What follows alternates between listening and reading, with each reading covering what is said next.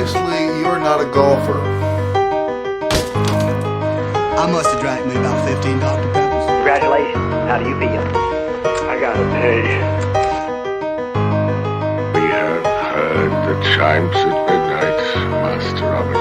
You're an inanimate fucking object! You told I'm coming! And hell's coming with me, you hear? Who the fuck has the goddamn gall to call his house on a Tuesday night? God!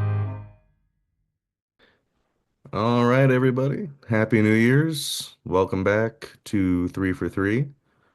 We hope you had a good Christmas break. And we're now here celebrating the end of a new year with 3 New Year's Eve themed movies. Yeah. My tie is already off for the rest of the year.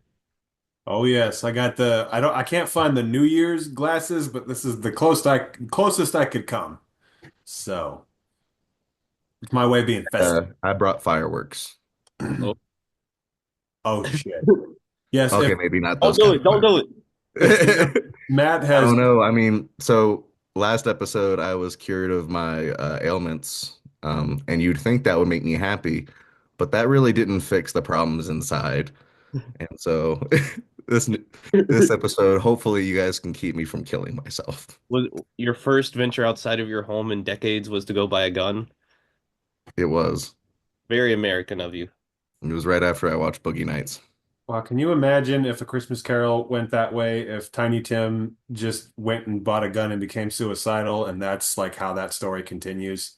Well, people stopped caring about him since he wasn't crippled anymore, so I can see where that would work. He didn't Shit. get Is that what happened to you? Yeah, that's actually that's my reasoning. Nobody Well, cares anymore. but Matt, let's be honest here. You didn't just go buy a gun. You took a trip to New Mexico, and you sent us some texts that one of which I feel I have to read on the air, even though it probably won't make the final cut. I just have to read it anyway because it fucking is the funniest thing I've read all week. You went to Los Alamos, as seen in the famous Best Picture winning film Oppenheimer. Mhm. And this is the text that Matt sent us in the group chat. Stared deeply into the bedroom of the Oppenheimer house, hitting my vape pen, imagining Cillian Murphy and Emily Blunt going at it in character, while John Krasinski watches from the door out of character. And then I said, Krasinski would be fine.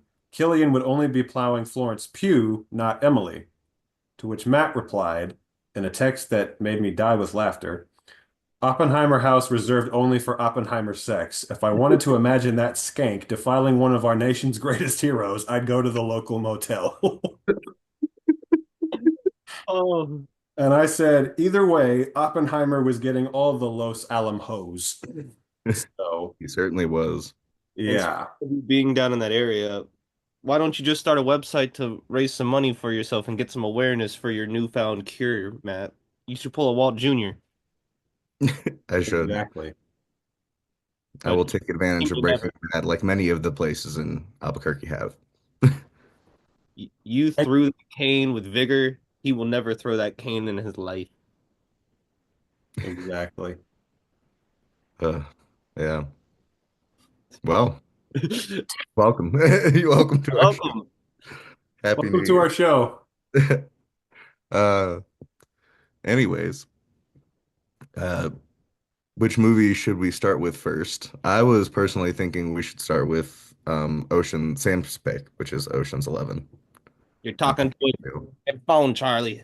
Yeah, it is what I would consider probably Soderbergh's best work.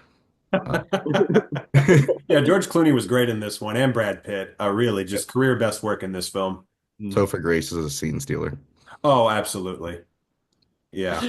Yes, that's the one we're talking about, right? Yeah, of course. Which one are you talking about? The only one that I don't really know. Is there another one, Sam? take us back 64 years ago, almost 65. Tomorrow's 65. To which let's set the scope. So you got Frank Sinatra, Dean Martin, Sammy Davis Jr., the whole crew, and everyone is ready to go rob a fucking casino. Just per Ocean's kind of shtick. They're teaming up to go do the impossible heist. And so pretty much you get all these really famous actors all together and they start a whole bunch of stuff's going on where like one of them's getting out of prison. He got an anonymity and I don't know what the fuck that word is. Anonymity. So he got 1 to 5, but he's being let out early, and just so happens to almost be Christmas time, and then so we're leading up to the new year, and they're going to use the New Year's celebration as a distraction for them to pull off this heist. Um, Directed by Lewis Louis Milestone. Milestone of All Quiet on the Western Front, right? Hmm. Is insane because that they're very different movies. Hmm. But yeah, basically it's just the heist and the people who are trying to stop the heist, aka Caesar Romero. Um, What a joker. yeah. And yeah, it's just a very by the numbers, get them all together, make a big deal, make some inside jokes about like Dean Martin singing and stuff like that. And yeah, I don't know how y'all felt about it. I thought it was all right. It really made me appreciate the new one a lot because that one is so fun and so energetic and just has that pizzazz. And this one I think has it. I just didn't get it from it. It was very like hard to just like sit there and watch it, which I was not expecting. And the thing that really threw me off compared to our later movies was that those movies, New Year's is the climax of the movie. The ball drops like an hour and a half into this 2 hour and 7 minute movie. So like there's a lot of stuff that goes on well after it's the new year and the ramifications of the job and where people went wrong and whatnot. Sorry, I forgot to clarify. They are all paratroopers, not some regular schmoes. So that's how they can get into the casino because they're well-respected American heroes who fought Hitler. Don't compare him to Hitler. He's not that bad. But yeah, I don't know what y'all thought. Go Matt. first. Well, I really enjoyed it. I mean, I don't think it was like I personally agree. I do like Oceans, the new Oceans, a little better more than I do this one. However, I enjoyed it just for some of the weird gags that I did not expect.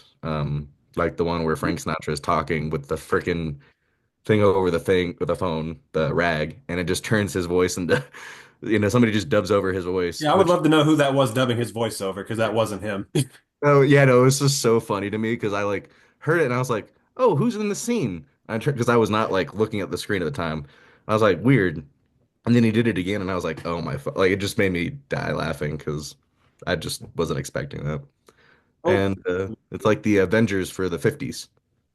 yeah, Kinda, yeah. honestly, with what I really like, and I'm sure y'all probably read it, Billy Wilder did some like uncredited rewrites on the script for as a gift for Frank Sinatra, and Frank Sinatra sent him back a Pablo Picasso painting as a thank you for potentially saving that movie. I would assume. So Um, yeah, that was funny reading that because yeah, the script for the most part is not really good at all, but every now and then there would be like randomly just like a really good line thrown in there or like a really good monologue and you just be like, what the fuck? Okay, who wrote that? go And it's find the like, widowed okay. wife.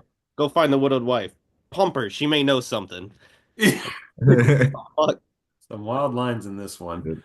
Um, but yeah, I was not a fan of this movie, and maybe it had something to do. See, ladies and gentlemen, am just finally getting over a week-long illness. I had a respiratory infection that has left me very sick all week, and I'm just finally now not feeling sick anymore.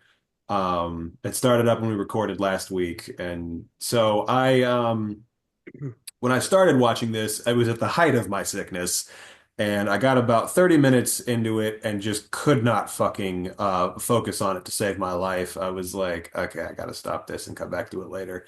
So maybe that was like partially responsible, but even when I came back and finished the rest of it, it wasn't as brutal, but I was not vibing with this whatsoever. It's just it was very, very lazy. It was very meandering. It was very, very all over the place.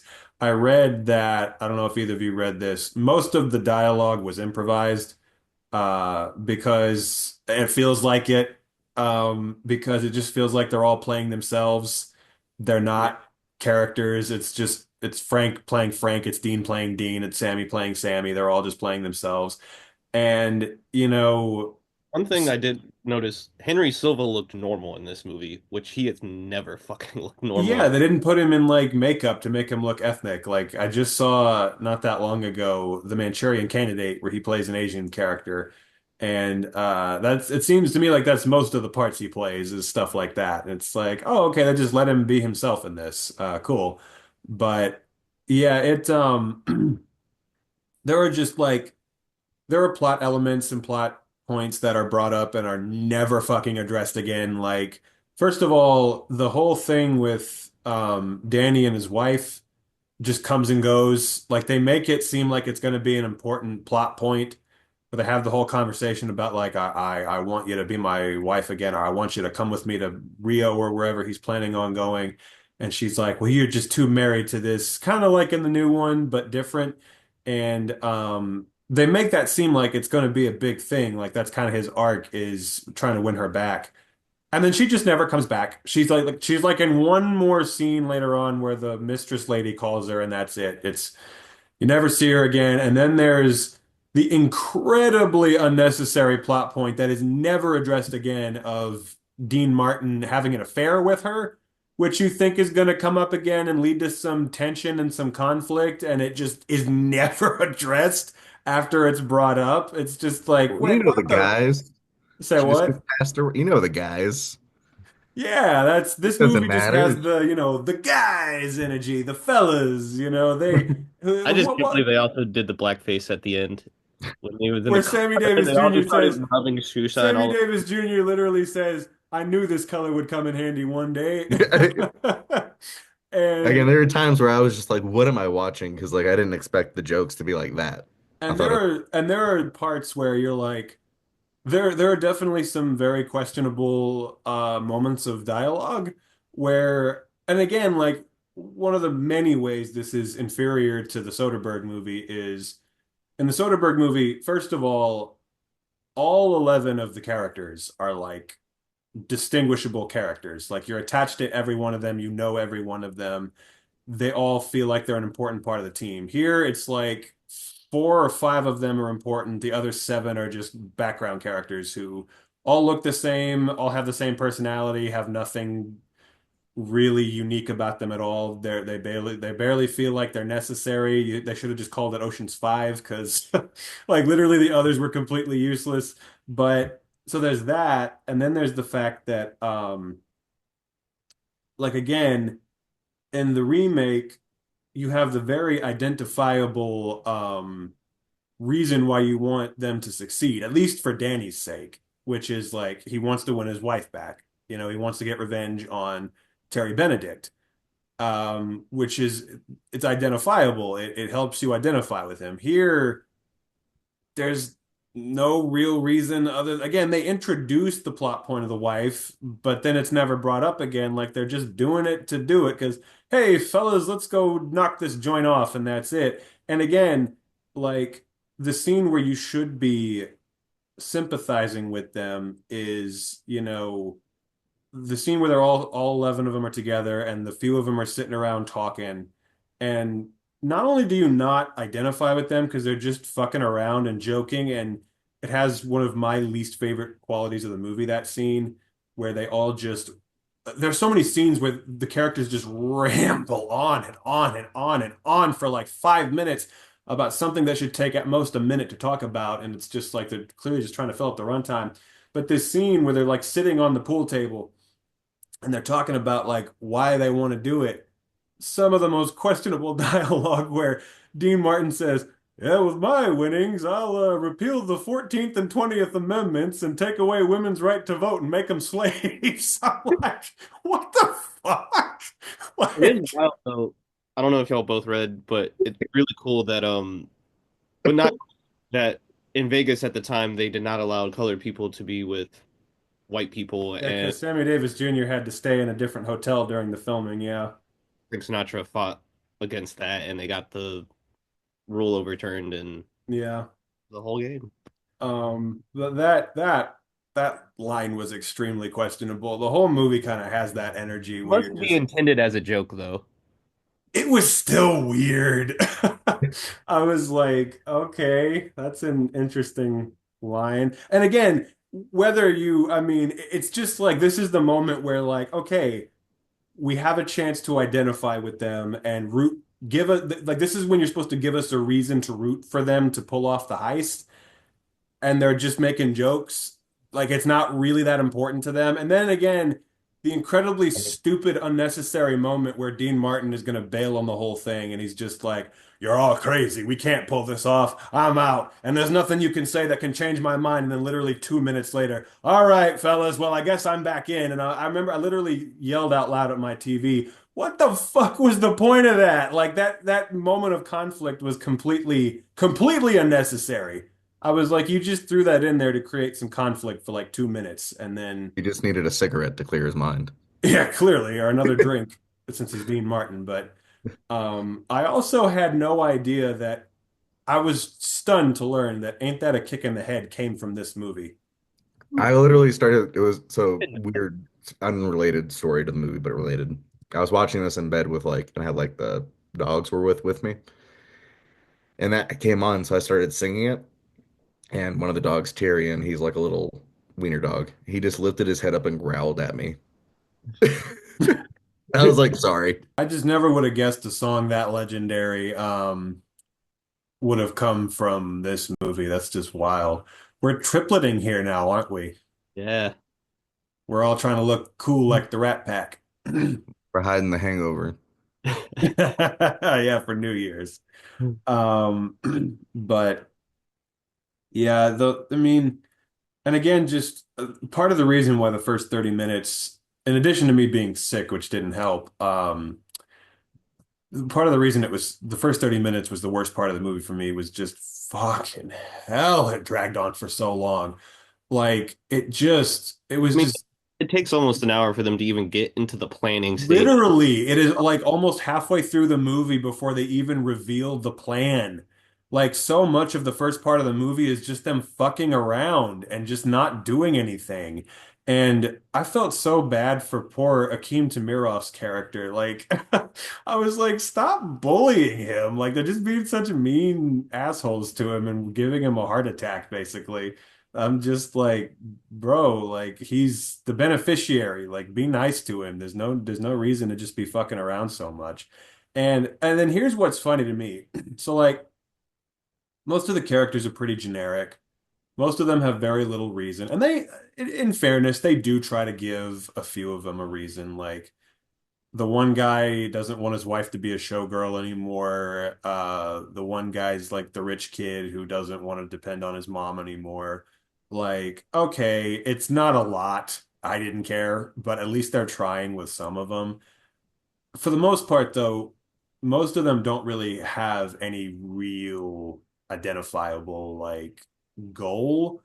And then there's Richard Conte's character, who I think was in a different movie. Yeah. I think they like just I'm like, I'm sorry, you're in the wrong film. Like, you, for whatever reason, are the only one with like a real, like, well-written character arc with actual substance behind it. Like, he's been in jail. He's dying of cancer. He wants to send his kid to college.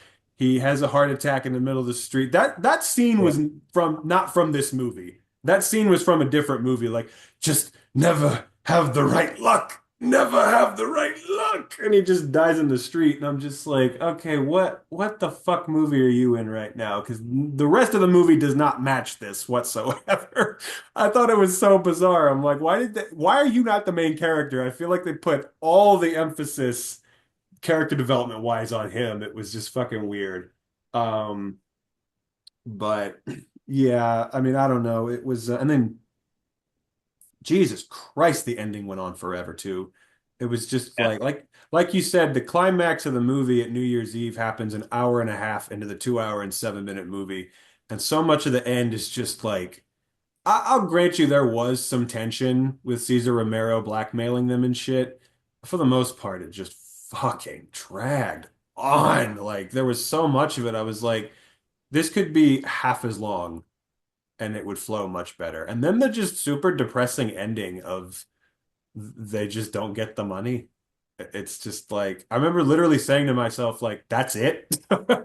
Like that's the ending of the movie. Started to roll up over his coat. I mean, Yeah. I'm glad they remade it, I guess, because like you know, That's what I'm this saying. Like that scene in the Soderbergh movie where they're all standing in front of the fountain is just the most perfect, I mean, satisfying conclusion. Like it can't, I'm glad like when they remade it, he had the common sense to just be like, yeah, and they get away with it. It's weird because like the whole thing is like trying to be such a feel good like heist movie. You wouldn't think it would have such a depressing ending. Yeah. But yeah, that's one thing, one of the many things the remake did better. And crime also, don't get you nowhere, kid. say what? Said crime don't get you nowhere, kid. That's right. That's the moral of the story. But what's also bizarre is, man, I usually think of when you think of like, references in movies or like cameos and things like that. Do you think of like that kind of are dated and don't age well, that are just trying to be popular in like the moment? You think of that as more like a modern thing? This movie taught me that it is not.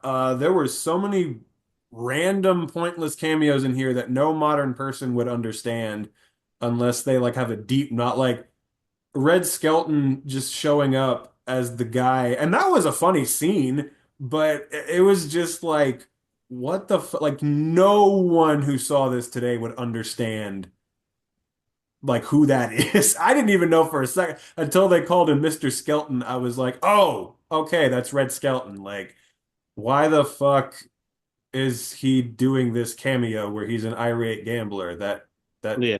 and then Shirley It is the MacLaine Avenger. randomly It's shows up later as a drunk lady. I'm like, why? What the fuck? Pop up. Like, what is the purpose? Other than just like she was a popular star at the time, and it's like, huh, it's funny. Because I guess she was friends with the Rat Pack. It's like she's Shirley MacLaine and she's drunk. And that line she had was funny. What did she say? I'm so loaded, if I tried to lay down, I don't think I could hold on or something. That was a funny line. I grant her that. But yeah, I was like, wow, okay. I guess that's not just Good to know she's a better kisser drunk than sober. yes, yes, I guess so. so many good lines. She did say that. Yeah, that's right. And to be fair, Jackson, you were saying that people wouldn't root for these guys. Like, to be fair, if Dean Martin said that line in the 50s, there's people in the theaters being like, yeah, we're gonna take away their right to vote. I want Yeah. these guys to get it. Like, Oh yeah, I guess I should specify. Nowadays, yeah. nowadays, In the yes. 50s, every guy in a suit sitting in the theater was like, ah, that's right. Hell yeah. You tell them, Dean. But Alrighty. Well, is that it on Ocean's 11, guys? Do you have anything more to say? Figuratively. So moving on to Jackson's pick, aptly titled New Year's Eve, I'm a sorry. movie with so many stars, Whose that all it, of their careers are non-existent now, except for Robert De Niro. yep, so many stars. It's kind of like Facebook, but it's real. Okay, Jackson, take it away. But real. Fuck you, Zac Efron, you piece of fucking street trash. Um, I don't quite get it, but That uh, was one of Zac Efron's lines in the movie. To Michelle Pfeiffer. oh, you're right. That is what he says. That's true. But yes, my pick, and I'm sorry to both of you, was Gary Marshall's New Year's Eve, um, from 2011. I had to do it. I hope you understand. I had to do it. It's the New Year's episode. This is the first movie that came to mind. Everybody gets Um, one. so what? I said everybody gets one. Everybody gets one. When Valentine's Day comes along, guess what I'm picking? So this isn't the last time. We When got Mother's Mother's Day Day comes too. along, guess what I'm picking? We're gonna hit Yep. them all in. But yeah, so This is the second movie, though I always think it's the first for some reason, in Gary Marshall's rom-com holiday trilogy, where basically it's not a complicated plot. It's New Year's Eve. It's a bunch of intersecting storylines about a bunch of people looking for life, love, happiness, and all kinds of shit in New York City. And it's got 50,000 people in it. And yeah, it has the reputation, as all of the Gary Marshall holiday rom-coms do, of being very, very bad. Um, but I can say with confidence, they're right. It is very, very bad. But Much is going on. there's a lot going on, as there Oh always my is in God. these kinds of movies. For a second, Um, it looks like Robert De Niro could be in a Saw movie. Oh, Hugh Jackson, I should have picked this movie so I had the third special with adult figures having cancer. oh yeah, the parents having cancer. You're right. No, it's got to be They specifically have the made it mom. Sarah Jessica Parker though. Yes, this is just like last week on the Christmas special. We will once again be making fun of Sarah Jessica Parker in a bad holiday movie. So that's a thing. She is I'm just Probably mad that fitting. she trying was to, you ready? You ready for this one? She's trying to stop her daughter from having sex and the city. Ah, see, my joke was also similar. I was gonna say Sarah Jessica Parker is really hypocritical in this movie because she doesn't want her daughter to have sex in the city. But It makes yes.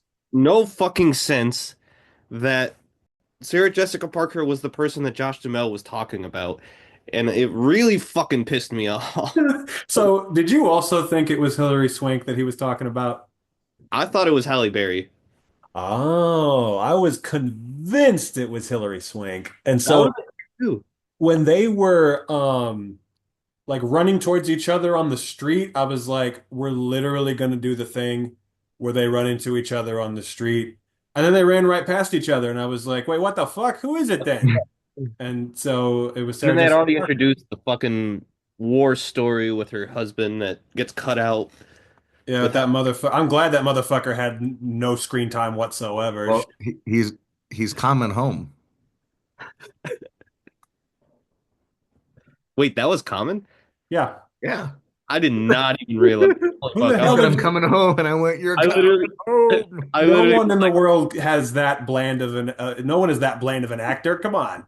well, their face I literally was like, this is just some random fuck that they picked up off the street. It's nobody that I need to care about. This is His the part one was so non-celebrity small. camera. His Can't part was so small, it should have been a random fuck off the street, although that's really what Common is. He just happens to be famous. But yeah, But it I feel like definitely ludicrous some is random outdated. people and like Carrie Elwes was literally in it for 5 seconds.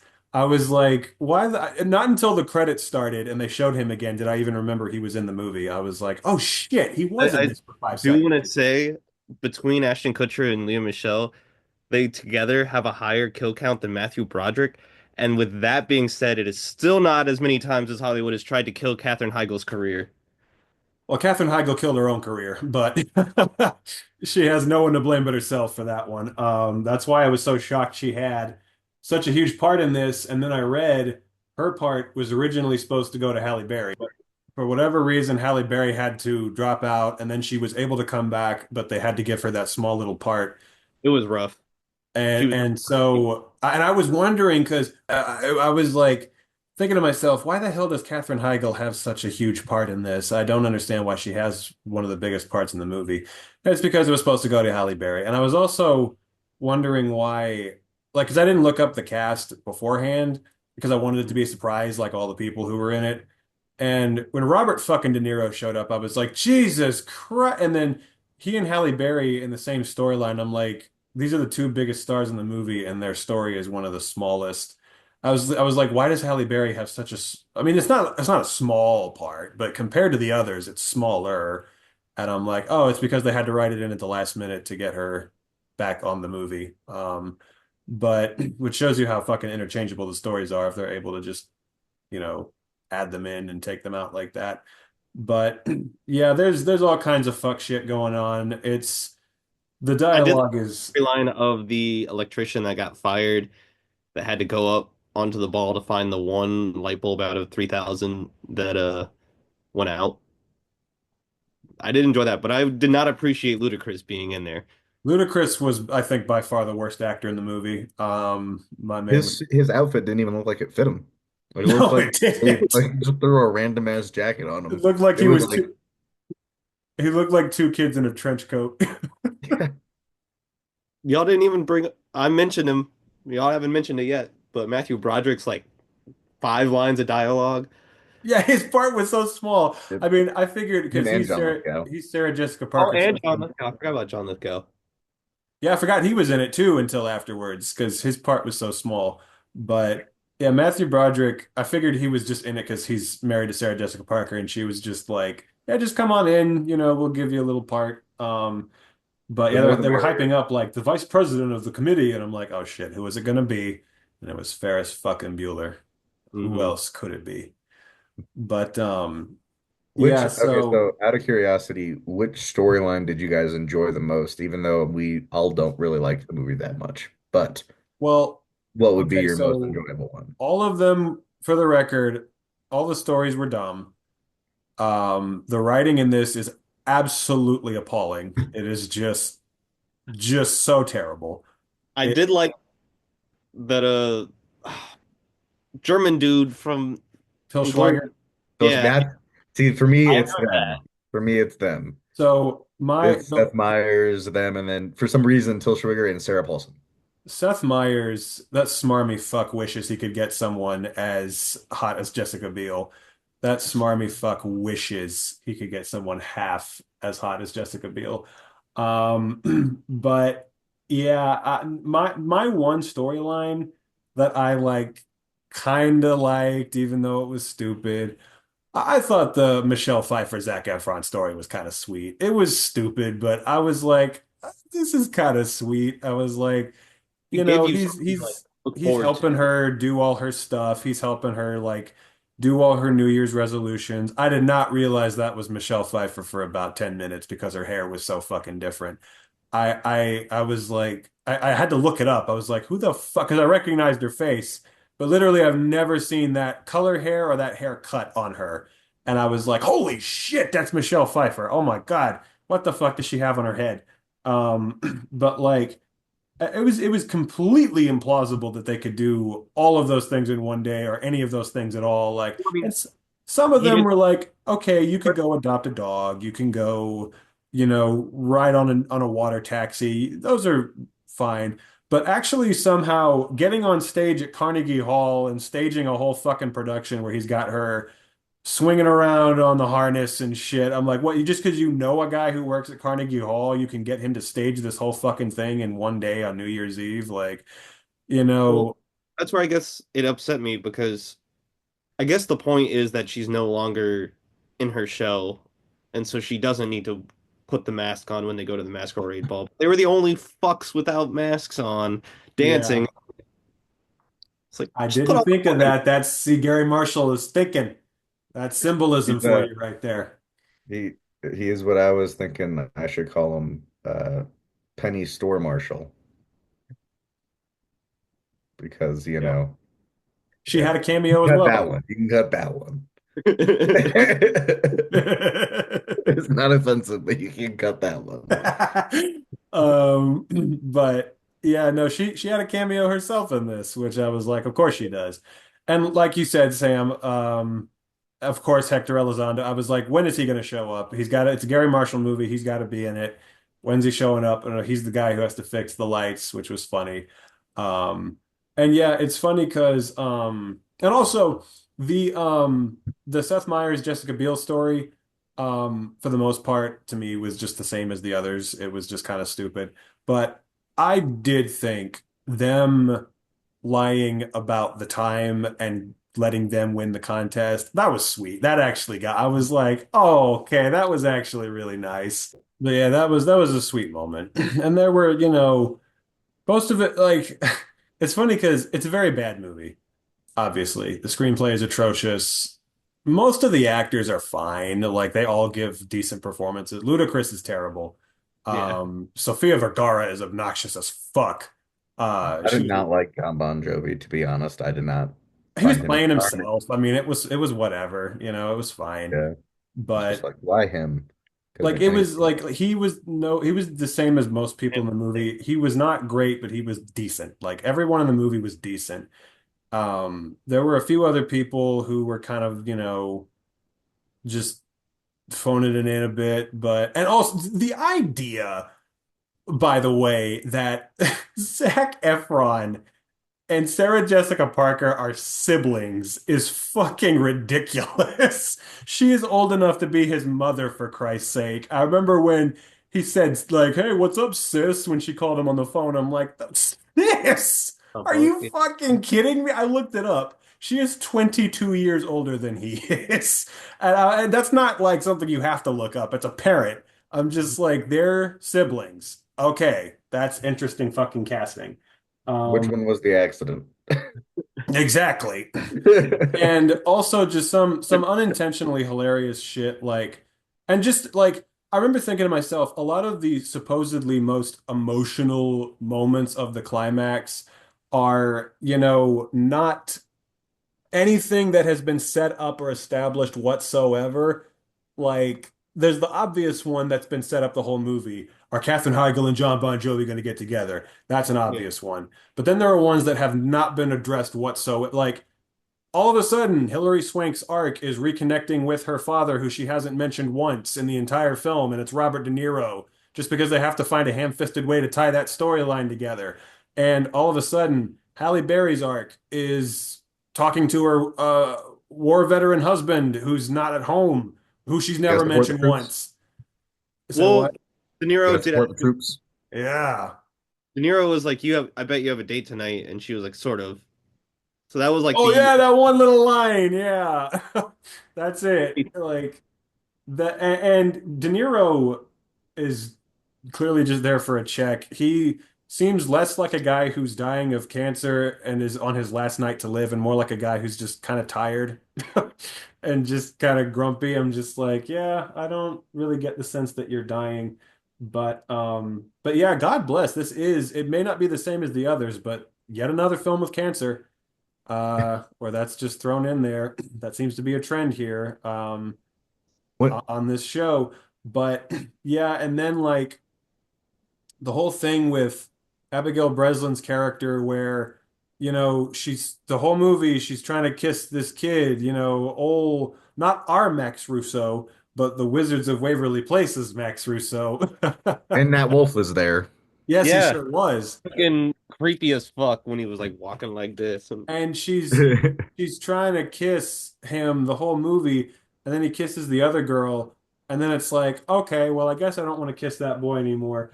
And then they just kiss Right. anyway, and that's it. I'm just like, so what the fuck was the point?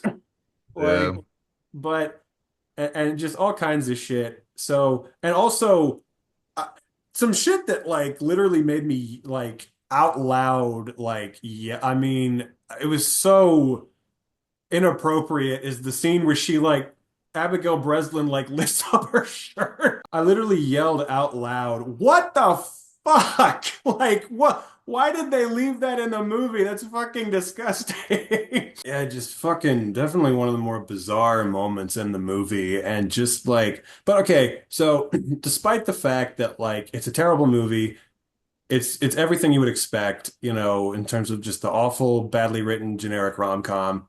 I don't know. It For kind me, of like it hit me just in the right spot where I was last night. I was just like, it was a fun like hate watch. It was like, okay, this is there are two kinds of bad. There's like excruciatingly bad, like makes me want to like, come through the TV and just kill everyone who made the movie kind of bad. And then there's like, oh, this is so bad and I love it. It's just so terrible and I'm having a lot of fun just, acknowledging how bad it is and, pointing out how stupid it is and kind of laughing at it. And that's what this was. It was like, all right, I need a dumb, stupid, cheesy, bad movie to just like, have a good time with. And, it's like it kind of just hit the spot in that way. And it was just like, all right, that was pretty doesn't stupid. doesn't hurt when to it, have those credits. So So uh, what? Doesn't hurt to have bloopers in the credits. Movies need to The bring mark that of back. every shitty comedy, bloopers in the credits. And normally, if a movie's really bad, like, I Rush don't know, Hour has bloopers in the credits. say what? And about Rush Hour. I said Well, Rush Hour has bloopers in the credits. That's just because it's a Jackie Chan movie, and all of his movies have the bloopers. really? Everything we've been through? Rush Hour 1, Rush Hour 2? Um, But one thing I will say that one person I really enjoyed in the movie is Larry Miller as the tow truck guy. he's so weird. So weird. Something out of luck, but I don't curse. And then later he's like, "Don't curse in front of the pastor." Yeah. What are your plans for I tonight? got plans too. Me and my lady are gonna crack a 12 pack and watch porn. Yeah. Yeah. It's just like what? Just a very bizarre character, yeah. Or my favorite line, "You people with hair are so weird." Yeah, it's just lots and But lots of his stuff. like brother or cousin, whoever was riding with him or like taking him to New York, he was Yeah. in Rescue Me, and he was really good in that. But side note, Everyone in this definitely had something weird to do. I I think he's bluffing, I or if think he Matt killed himself because this episode has crashed 10,000 times, and he said he'd kill himself if it did that. So I guess you're gonna have to the go the rest of the episode without Matt. yeah the bluffing MacGuffin dies today. Yeah, I guess so. But Well, I guess since we don't have our host, do you want to wrap it up, B? oh, oh, what's this? Bringing him back to life. What's this? Oh, Oh, hello. oh, he's alive! It's a And New Year's miracle! Ugh, only one kind of movie can bring me back to life. We connect New Year's Eve with When Harry Met Sally. Two movies that take place in New York, end on New Year's Eve, and end with Auld Lang Syne being sang in the background. And Yes, we are here with the only movie that can bring me back to life. and that is. When Harry Met Sally. Yeah. I Yes, don't know, but Sam at least looked him up. Sam But looked you him know, up. the lyrics to Auld Lang Syne, Oh, which a as song that I've heard 3 times in the last 48 hours. And just like they say in When Harry Met Sally, I have this no song doesn't idea make what any the sense. fuck the song means. Are we supposed to forget the old acquaintances? Yeah. I don't even know the words we're to the supposed fucking to song, let remember alone the what it fact that we've means. forgotten them because But we you can't. know what? As Meg Ryan says, it's about old friends. Indeed. Can men and Not women that this movie is quite about old friends, even ever though it be kind of is friends? because they are old friends. And she Uh, hates his guts. the whole movie, or for people who haven't seen When Harry Met Sally, uh, go rectify that immediately. Yes. Um, it is about two people, Harry and Sally. They first meet, as we see, driving together from Chicago to New York from college. And the movie takes or is about their relationship, chronicling it over the course of years, with interviews of real couples saying their stories sprinkled in. Definitely not a Not, friendship. not a friendship, because Men and men and women women can't be friends, cannot as be we have friends. learned. Yeah. We learn. Um, and it's just, I mean, it's literally their friendship overall, or their, relationship over the years, as it transforms and becomes different things. And it's a classic. What more can you say? It's a great Rob movie. Reiner for the win. Yep. I Yes. mean, written by Nora Ephron, who killed it. Rob Reiner killed it in the directing. This is one of those movies where I feel like sometimes there's rom-coms that are like mainly comedy and then a little bit of romance, or mainly romance and a little bit of comedy. I feel like this one almost ties that, but it's more romance than comedy, but in the good way. But I do feel like this one kind of, it's more of a romance movie with the comedy just naturally in it than just like forced comedy through, which some rom-coms do. But this is amazing. I mean, it's an amazing movie. I don't know. I have very few issues with it. Great side characters, Bruno Kirby and Carrie Fisher. Carrie Fisher. That whole scene where they're both in bed talking on the phone to each of them, and they're like kind of overhearing at parts, and they both like ask him to come over for food at the same time, and they both are like, "Oh fuck, no, no, no, no, no, no," and then they both deny, and they're like, It's perfect. That It, took 61 takes for them to get right really? Oh wow. because they actually did it all on the same sound stage and they all had to like nail the little interruptions and beats and shit. So That's cool. I read that they apparently they got it on take 50 and then Bruno Kirby blew the very last line in the scene, so they had to do it again like 10 more times. Yeah, so this was my first time watching this one in a while. Um a few years, I would say. And I knew this was a good movie. I mean, who doesn't know that? Who's seen it? But kind of like what Sam said in his review on Letterboxd. Man, this is a good fucking movie. This isn't just a good movie. This is a damn near perfect movie. I mean, fucking hell, man. Just honest to God, like, I think that we both kind of forgot that for a little bit I mean, I until we. knew I, it. I I love this I movie. knew it. It's my favorite Rob Reiner movie. It's one of my favorite movies. But I mean, just being reminded how fucking good it was, I was like, fucking hell, man. But you know, it really is just I just gotta say right off the bat, everything about this movie is well done. The screenplay for this film is it belongs in a museum. It is a fucking work of art. It is just like what every screenplay should aspire to be. It is so fucking unbelievably human, the way it is written. It is just so real, so honest, so original, so I mean, 35 years later, it still holds up. It doesn't feel dated. Every word in the movie feels true and honest and just, I love it. I don't think any movie has ever explored like gender dynamics as well as this one. It's just like the way they just so deeply explore it and so honestly and openly where you get an understanding of both sides but they also get a lot of good shots in, like at both sides. Like, you know, so some really funny lines, like Billy Crystal on the plane just being like, that's your problem is, a few minutes between an hour, that's your problem. And she's like, I don't have a problem. Like funny lines like that, and just like, what is it later on? Like, I mean, it was just terrible. I just had a panic attack. I had to run. I just couldn't do it. Well, the ne and imagine what'll happen when you go to bed with someone. Oh, I went to bed with her. Yeah. Like, and just, Carrie Fisher going on and on about being with the married guy and just like all his big rant about like, oh, then you get your Roy Rogers wagon wheel coffee table, like just you got the funnier bits like that. And then the super just honest, like just their different ways of processing the grief over losing their partners.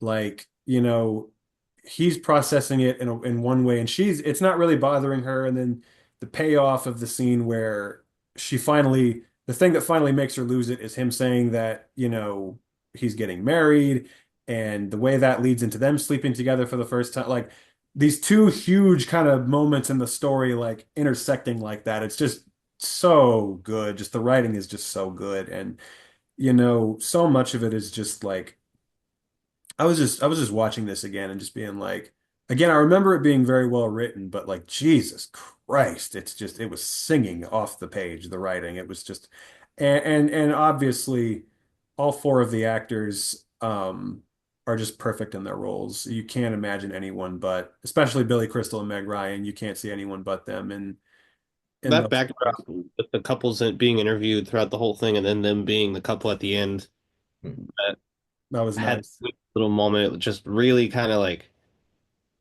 just brings a different element to the whole movie that I think also kind of makes it even more relatable because these people are so emotionally gravitating towards like not to be like, oh, they're a cute couple, but like you can tell from the second you see them that the couples that they chose for their interviews have like genuine like Yeah. connection, stuff like that. And it was nothing was dishonest about anything that they showed with it. And that's in keeping with the spirit of the movie. I mean, everything you see is very genuine, very honest, very real, you know, and I just think that, again, in a way that is still relatable all these years later. I mean, everything that they're talking about, everything that they're saying is still relatable and still, I mean, I read that Nora Ephron, till the day she died, still got people who came up to her and talked about how their life was like that movie, Sure. like decades after it came out, like they had been through situations like that. And, again, it's one of those things where you see so many movies where they try to have conversations about this, and a lot of times they can come off as kind of forced and cheesy, but like it's so like that scene where Meg Ryan, they're having dinner for the first time after they've kind of gotten reacquainted after 10 years. And that scene where Meg Ryan is talking about why she and her boyfriend broke up, that was just like, honestly, some of the realest shit. Just the writing in that scene, just like, oh, I liked how we didn't have a family. I liked how we could just fly to Rome whenever we wanted. And then I realized, we never take any trips to Rome. I want a family and shit like that. And just that whole conversation was just that came from a real place. Like that every fucking bit of dialogue in the movie came from a real place in a way that I mean, there are a lot of great screenplays out there. There are a lot of honest screenplays out there. There are some really fucking, but like this to me is like what every fucking writer is trying to capture is just nothing artificial, nothing surface level, just genuine, real human emotion that you can't just fucking replicate. Like the whole movie, that's just how it comes off. I mean, and I remember watching it for the first time, and I remember like when they finally slept together, I was like, it's one of those things where you get so used to them being friends over the course of the movie.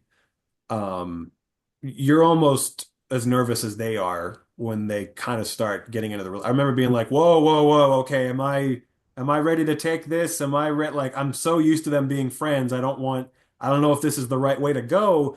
But then as the movie goes along, you see that it does make sense and you do accept it. And when he gives her that speech at the end, it's just like beautiful, It's just like you want more than anything in the world for them to end up together because it's just like Like to tear up, not tear up when he's like when you know that you want to spend the rest of your life with someone like I I was watching it last night and I was just like, oh man, this scene.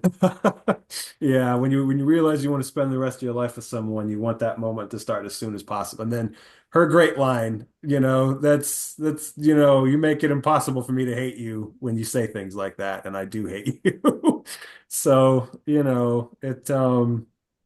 it's wonderful. The whole thing is just it's one of the most feel-good movies of all time. It's pretty much a flawless movie. I mean, from start to finish, it really just and Rob Reiner, I just have to say, he's not talked about enough, I feel like, as far as like the great directors go, and I really think he should be.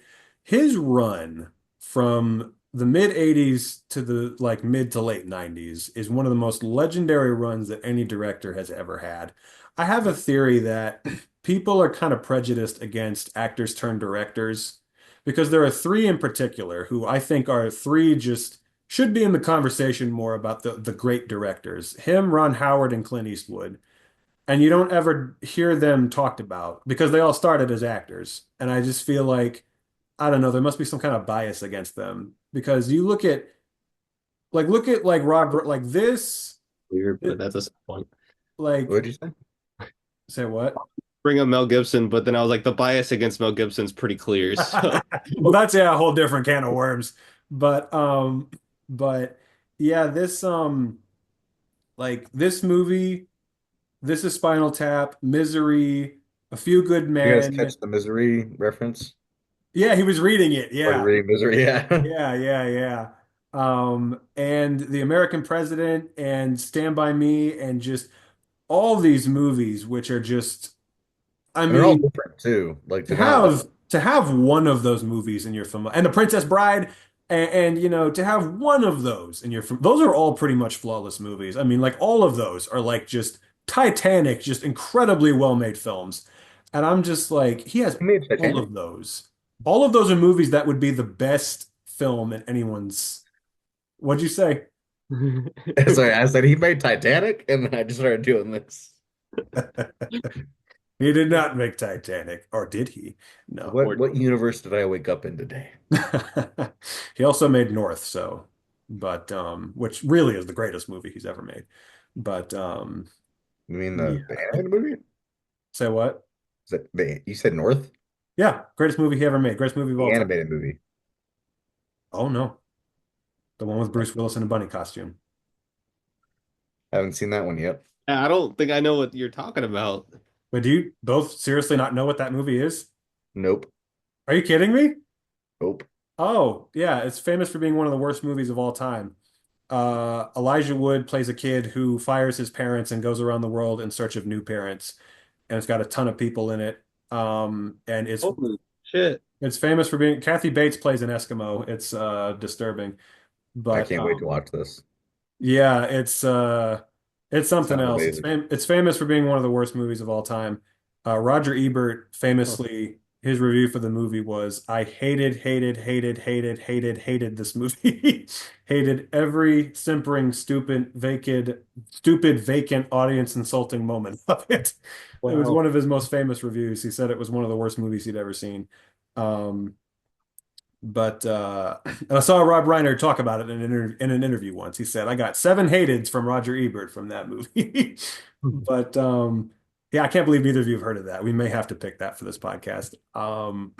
But my point is, despite that massive bomb, he was on just a fucking run. And I think this is his best movie. I mean, there are some I haven't seen in a while, but it's my personal favorite movie of his, which is saying a lot. I really just think it's beautiful. It's just every aspect of it. I mean, and again, the writing is gorgeous, but if you don't have the right performances to convey just the humanistic side of it, it doesn't work. And just Billy Crystal and Meg Ryan are just they don't even feel like they're acting. I mean, they just feel like real people, you know? I mean, these Harry and Sally feel like two real life characters. I mean, truly. And Bruno Kirby and Carrie Fisher, for that matter, also feel like real people. I mean, just every part of the movie. I also think that it's, one of the best New York movies. Just gorgeous New York cinematography. I mean, every fucking scene is just like it's just filmmaking at its best. I mean, everything. Rob Reiner just absolutely crushed it direction wise. Every aspect, it's flawless. I mean, really, I can't find a single flaw with the film. Mhm. Yeah, I mean I agree. It is one of my favorites. I'm glad we chose it. I'm glad we got to watch it. But yeah, because again, it was like, although I watched this and New Year's Eve both back to back last night. The quality difference was staggering, but they were both good times in their own ways. They both, this one obviously in a more conventional way, but yeah, Oh I'm shit. glad we chose it because Y'all, so what? timer I have set is about to hit Oh no. Oh my Does that mean 10, gosh! what I think it means? 9. Oh shit. 8, 7, 6, 5, 5, 4, 4, 3, 3, 2. 2, 1. Happy New Year! Ah! Oh shit, Matt's dead. Oh my God. Happy New Year! Yay! Live from 3 for 3. Happy Yes! New Year. Happy 2025 from 3 for 3. We hope you enjoyed our New Year's episode. I'm dead, We tried to enjoy it ourselves, but it crashed 10,000 times. So just like the ball in New Year's Eve, causing me to crash out. just like the ball in New Year's Eve. And Matt, a bullet almost crashed into his skull just now, but he survived miraculously. Yeah, Thank went God. through the cheek and out the side, and so he's like fine. I just need facial reconstructive surgery. No big deal. It's not a big deal. I hear that's Like pretty. I said, health insurance, guys. Yeah. Yeah. I'm bringing that one back. Sorry. I'm Get not gonna yourself, let it lie. You see get what I your, did there? I didn't let it lie. And if any of y'all you're gonna, need a you're gonna mangy heartwarming, own that joke. if any of y'all need a heartwarming message and a motto for the rest of your new year, Deny, depose, delay. okay. Whoa, Jesus Christ. whoa. Oh man. Blazing at home. I think this is backwards, but stay blazing at home. Stay blazing. That's what your 2025 motto should be. Pull a fucking Guy Ritchie. Get Matthew McConaughey to start a goddamn weed farm for you, an underground weed farm, and then just stay blazing at home. And then get a Netflix deal off your movie for a TV show that I have not watched. He's gonna be allegedly in the new Yellowstone show. Guy Ritchie or Matthew No, McConaughey? Matthew McConaughey. Oh, word. He's Okay, gonna take over for Kevin Costner, is what they're saying. Allegedly. Yeah. I'm okay. But yeah. Fuck In a Taylor Sheridan. Going into 2025 saying fuck Taylor Sheridan and his bitch ass. Um my, yeah. do any of y'all have a? I guess "fuck Taylor Sheridan" is your phrase of 2025. Yep, that's my motto for 2025. Fuck Taylor Sheridan. Mine is "monkey pump." You have one, Matt? I gotta pay. Speaking of Rob Reiner, that reminds me of quotes from our intro. You can hear a quote from Rob Reiner in the intro for our show where he's yelling his ass off. Fuck. Yeah. Amen to that. Well, cheers, everyone. Happy New Year's. Thank you for joining us. We'll see. We'll see if it's a happy new year. It will be. Hopefully. Whether or not one of us dies in the new year, Or that's comes back. for us to discover or for us to push our own limits. But I think we will succeed. And this is a very big side note that should probably be after the cast. But are we gonna have like seasons of this? Like, should we have a I season one? really got to go to the bathroom. I Oh, do want to go discuss piss. this, Just but go I do piss. have to go to the bathroom. So I gotta Bye. go. I'll be right back. Bye, everyone.